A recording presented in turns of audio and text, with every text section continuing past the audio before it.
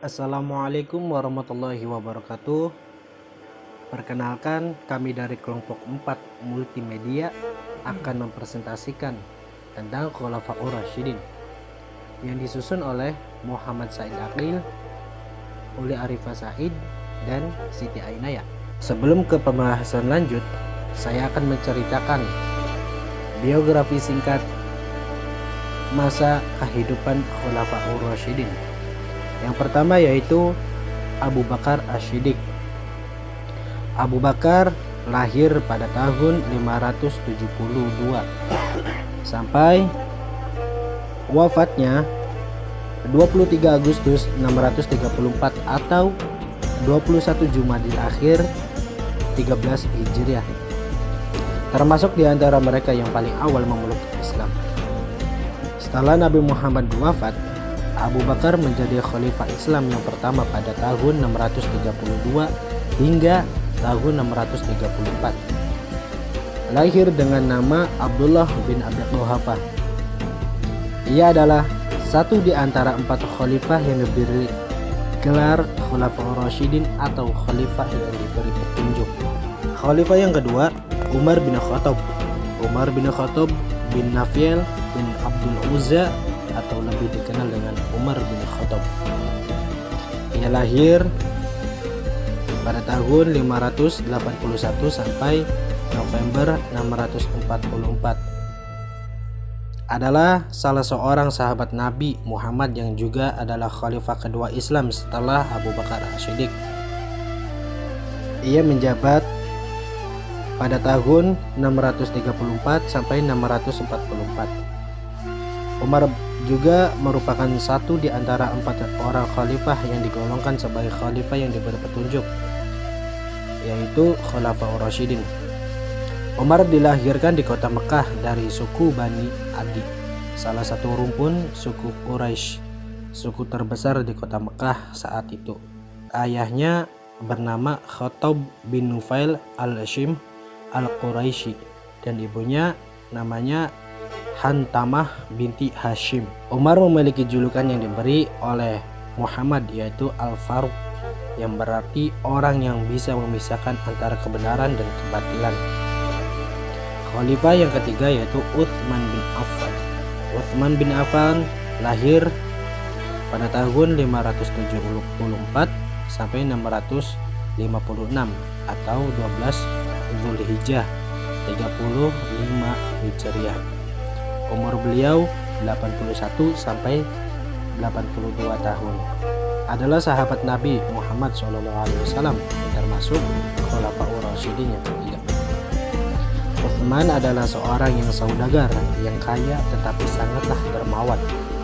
Ia juga berjasa dalam hal membukukan Al-Quran. Ia adalah khalifah ketiga yang memerintah dari tahun 644 umur 69 sampai 70 tahun hingga 656 selama 11 sampai 12 tahun. Selain itu, sahabat Nabi yang satu ini memiliki sifat yang sangat pemalu. Khalifah yang terakhir yaitu Ali bin Abi Thalib. Ali bin Abi Thalib lahir sekitar 13 Rajab 23 Prahijriyah atau 599. Ia wafat 21 Ramadan 40 Hijriah atau 661. Ali bin Abi Thalib adalah salah seorang pemeluk Islam pertama dan juga keluarga dari Nabi Muhammad SAW itu sendiri. Menurut Islam Sunni, ia adalah khalifah terakhir dari Khulafaur Rasyidin. Sedangkan Syiah berpendapat bahwa ia adalah imam sekaligus khalifah pertama yang dipilih oleh Rasulullah Muhammad SAW. Uniknya, meskipun Sunni tidak mengakui konsep imamah, mereka setuju memanggil Ali dengan sebutan imam. Sehingga Ali menjadi satu-satunya khalifah yang sekaligus juga imam. Ali adalah sepupu dari Muhammad dan setelah menikah dengan Fatimah Az-Zahra, ia menjadi menantu Muhammad. Itulah 4 biografi singkat Khulafaur Rasyidin. Kemudian saya akan melanjutkan ke pembahasan berikut, yaitu tentang kepemimpinan, pemerintah, politik, pendidikan, dan tasawuf. Tentunya tentang Khulafaur Rasyidin. Masa kepemimpinan Khulafaur Rasyidin. Yang pertama, Khalifah Abu Bakar As-Siddiq. Abu Bakar memangku jabatan khalifah selama 2 tahun lebih sedikit. Kebijakan Abu Bakar selama memimpin yaitu pengiriman pasukan di bawah pimpinan Usamah ke Romawi, memberantas pembangkang zakat, kemudian perang lidah dan pengumpulan Al-Quran, perluasan wilayah ke Irak, Syria, Irak, dan memerangi nabi palsu. Kekuasaan bersifat sentralistik, legislatif, eksekutif, dan yudikatif. Juga hukum dipegang langsung oleh khalifah. Yang kedua, Umar bin Khattab. Umar bin Khattab mendapat gelar Amir al-Mu'minin atau komandan orang-orang beriman. Sehubungan dengan penaklukan yang berlangsung pada masa pemerintahannya, Khalifah Umar juga meletakkan prinsip-prinsip demokratis dalam pemerintahannya dengan membangun jaringan pemerintahan sipil yang sempurna. Khalifah Umar memerintah selama 10 tahun lebih 6 bulan 4 hari. Yang ketiga, Utsman bin Affan. Khalifah ketiga adalah Utsman bin Affan. Meski memiliki kekayaan melimpah, tetapi Utsman berlaku sederhana dan sebagian besar kekayaannya digunakan untuk kepentingan Islam. Ia mendapat julukan Dzunurain, artinya yang memiliki 2 cahaya, karena menikahi 2 putri Nabi secara berurutan setelah salah satu meninggal. Yang keempat, Ali bin Abi Thalib. Tugas pertama yang dilakukan oleh Khalifah Ali ialah menghidupkan cita-cita Abu Bakar dan Umar, menarik kembali semua tanah hibah yang telah dibagikan oleh Utsman kepada kaum kerabatnya ke dalam kepemilikan negara. Gubernur Syria Muawiyah juga diminta meletakkan jabatan, tetapi ia menolak perintah Ali. Bahkan ia tidak mengakui kekhalifahannya. Pada tanggal 10 Ramadan 40 Hijriah atau 660 Masehi, masa pemerintahan Ali berakhir. Itulah penjelasan dan keterangan mengenai masa kepemimpinan Khulafaur Rasyidin. Pembahasan selanjutnya yaitu tentang pemerintahan di masa Khulafaur Rasyidin. Pemerintahan pada masa Abu Bakar As-Siddiq. Dalam menjalankan pemerintahannya, Abu Bakar menggunakan bentuk pemerintahan monarki, yaitu seperti sistem kerajaan dengan Abu Bakar sebagai khalifah atau pemimpin. Berbeda dengan monarki saat ini, suksesi berbasis garis keturunan tidak berlaku untuk pemerintahan Abu Bakar. Abu Bakar selama memimpin pemerintahan Islam, ia menciptakan 3 cabang kekuasaan. Yang pertama yaitu eksekutif, kedua legislatif, dan ketiga yudikatif. Eksekutif tentunya dipimpin oleh Abu Bakar sebagai kepala khalifah Islam. Sedangkan yudikatif yaitu ia delegasikan kepada para sahabat dekat, baik untuk pelaksanaan tugas-tugas pemerintahan di Madinah maupun pemerintahan di tiap-tiap wilayah. Yang ketiga yaitu kekuasaan legislatif. Abu Bakar memunculkan sistem syura, sistem yang dilaksanakan tentu saja sedikit tidak serupa dengan apa yang dibuat oleh Rasulullah SAW. Yang keputusannya adalah mutlak, sebab sebenarnya beliau adalah seorang Rasul utusan Allah dan selamanya dapat dukungan oleh wahyu yang langsung datang dari Allah Subhanahu wa Ta'ala. Pada pengambilan keputusan-keputusan genting, Abu Bakar sering memanggil orang-orang yang menurutnya berkompeten untuk didengar pendapatnya. Karena itu, ia dianggap sebagai perintis dalam usaha membangun dasar-dasar pemerintahan Imperium Islam yang didasarkan terhadap sistem syura atau musyawarah dalam mengambil alih sistem pemerintahan pada masa Khalifah Umar bin Khattab. Pada zaman kepemimpinan Khalifah Umar bin Khattab, tersedia 2 perihal, terutama yang dilakukan dengan baik oleh Umar bin Khattab. Antara lain, yang pertama, pejabat penguasa tertinggi dipilih dan diangkat berdasarkan musyawarah, serta pejabat penguasa tidak tinggal di dalam suatu istana khusus, tetapi di rumah sendiri tanpa pengawal. Para pejabat perlu hidup seperti warga biasa. Yang kedua, Umar bin Khattab membentuk sebagai lembaga negara dan berbagai departemen dalam mobilisasi roda pemerintahannya. Pemerintahan Umar bin Khattab dijalankan melalui badan-badan yang bertanggung jawab sesuai dengan tugasnya masing-masing. Pemerintahan pada masa kepemimpinan Khalifah Utsman bin Affan. Sistem pemerintahan Utsman bin Affan lebih ditekankan terhadap politik dalam negeri. Instansi pemerintahan dalam negeri terhadap masa kepemimpinan Utsman bin Affan terbagi menjadi 6. Yang pertama yaitu pembantu, wazir atau muwin. Pembantu yang diangkat untuk mendukung tugas kekhalifahan, di mana tugasnya dalam bidang pemerintahan dan mendukung khalifah dalam bidang administrasi. Yang kedua yaitu pemerintahan daerah atau gubernur, memiliki masa jabatan 1 tahun penuh. Yang ketiga yaitu hukum, menjaga teks-teks terhadap masa Nabi Muhammad dalam bidang hukum, meletakkan proses hukum baru untuk memperkuat fondasi negara. Yang keempat militer, kemajuan militer terhadap saat itu membawa pemerintahan Islam di bawah kepemimpinan Utsman bin Affan ke puncak kejayaan. Yang kelima yaitu Baitul Mal, tugasnya menyesuaikan masalah keuangan. Yang keenam Majelis Syuro, adalah orang-orang yang mewakili kaum muslimin dalam menyampaikan pendapat sebagai bahan pertimbangan khalifah. Majelis Syuro terbagi menjadi 3, yaitu Dewan Penasihat, Dewan Penasihat Umum, dan Dewan Penasihat Tinggi dan Umum. Pemerintahan pada masa Khalifah Ali bin Abi Thalib. Khalifah Ali berupaya menciptakan pemerintahan yang bersih, berwibawa, dan egaliter. Ia mengambil alih ulang harta negara yang dibagi-bagikan Khalifah Utsman kepada pejabat-pejabatnya dahulu.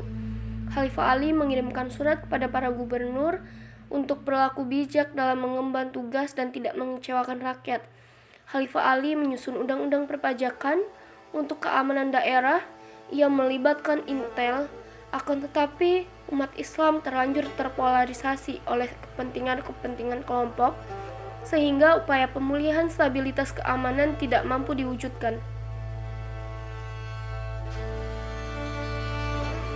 Itulah beberapa pemaparan dan penjelasan mengenai masa pemerintahan Khulafaur Rasyidin. Selanjutnya, pembahasan yang ketiga yaitu masa politik Khulafaur Rasyidin. Politik pada masa Abu Bakar As-Siddiq. Dalam menggerakkan pemerintahannya, meskipun pemerintahan dalam waktu yang singkat, ia tersedia beberapa kebijakan yang strategis yang ditunaikan oleh Abu Bakar dalam usaha menerbitkan umat Islam dan membantu bagi kemajuan dan kemakmuran negara baru ini.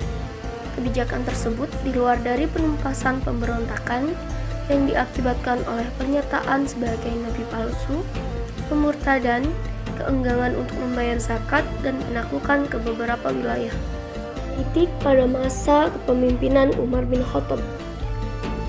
Pada zaman Khalifah Umar bin Khattab, situasi politik Islam dalam situasi yang stabil. Usaha perluasan lokasi Islam memperoleh hasil yang gemilang. Karena perluasan daerah berjalan dengan cepat, Umar radhiyallahu anhu langsung mengatur administrasi negara dengan mencontoh administrasi yang sudah berkembang terutama di Persia. Administrasi pemerintahan diatur menjadi 8 lokasi provinsi, yaitu Mekah, Madinah, Syria, Jazirah, Basrah, Palestina, dan Mesir. Pada zaman Umar bin Khattab sendiri, dirintis tata cara menata struktur pemerintahan yang mana bercorak desentralisasi. Politik pada masa Utsman bin Affan. Kebijakan politik Utsman pada dasarnya tidak banyak yang berubah. Sama dengan politik pemerintahan sebelumnya, Utsman melakukan ekspansi ke sebagian wilayah sekitar, yakni wilayah Islam Tengah, Selatan, dan pedalaman bagian utara, dengan aman dan kondusif. Pada masa kepemimpinannya, Utsman memperbanyak mushaf Al-Quran untuk menyeragamkan qiraah di tiap-tiap daerah.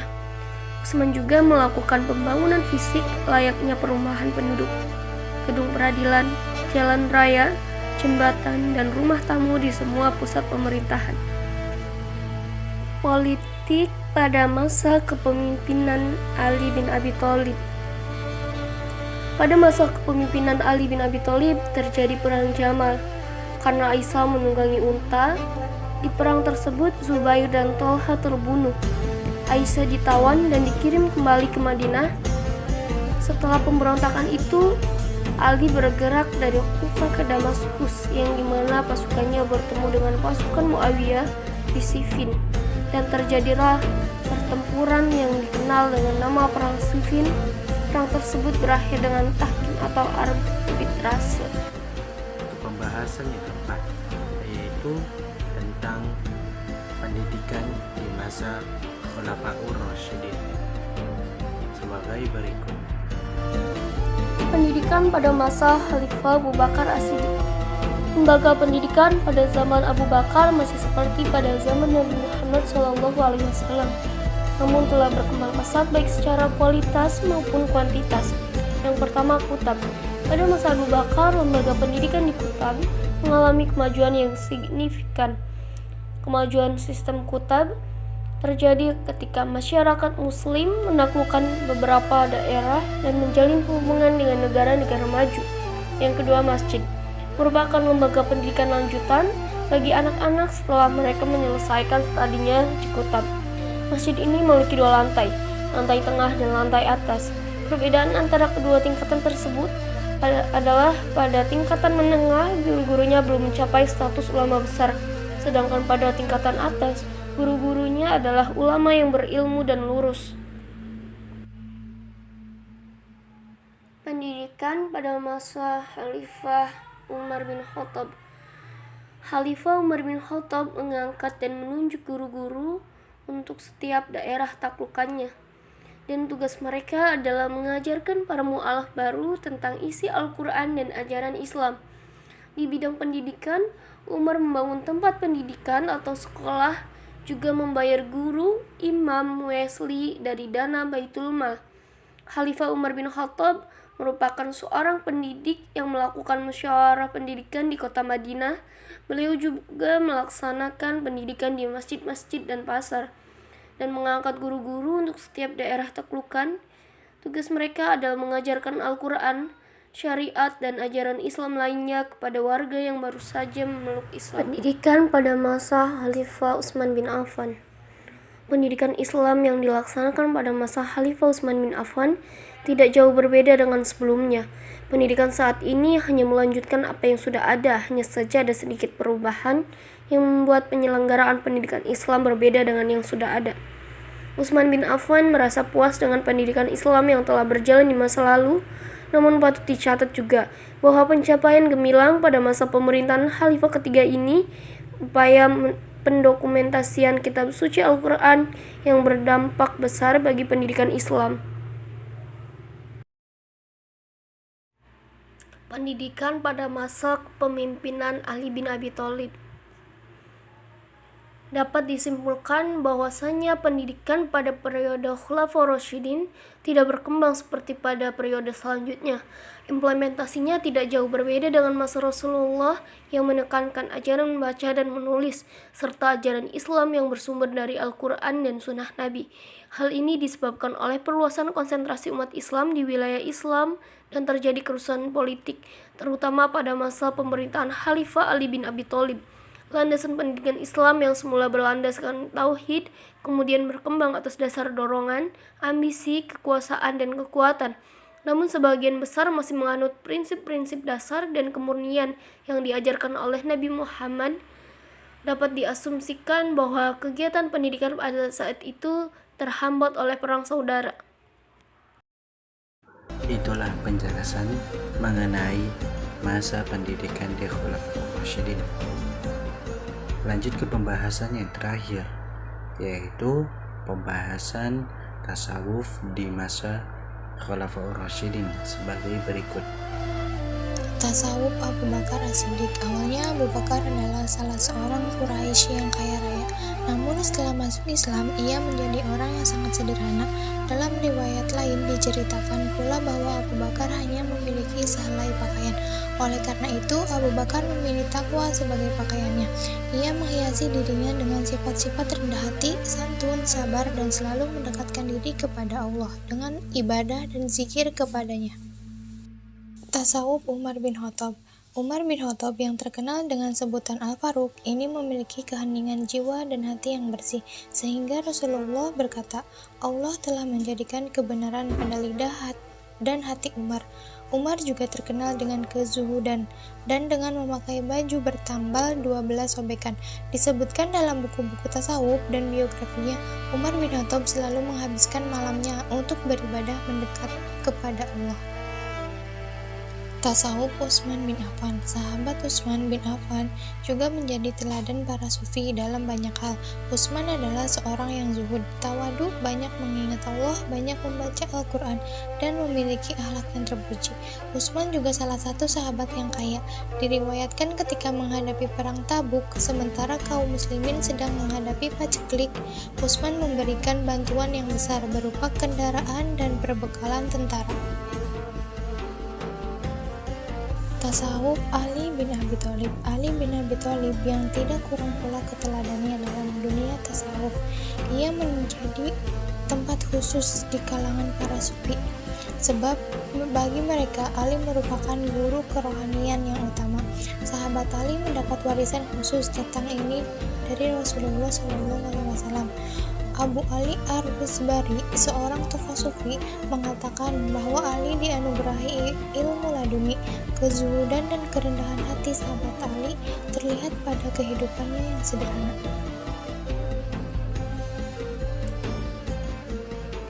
Mungkin itu saja dari penjelasan dari kelompok kami mengenai penjelasan Khulafaur Rasyidin.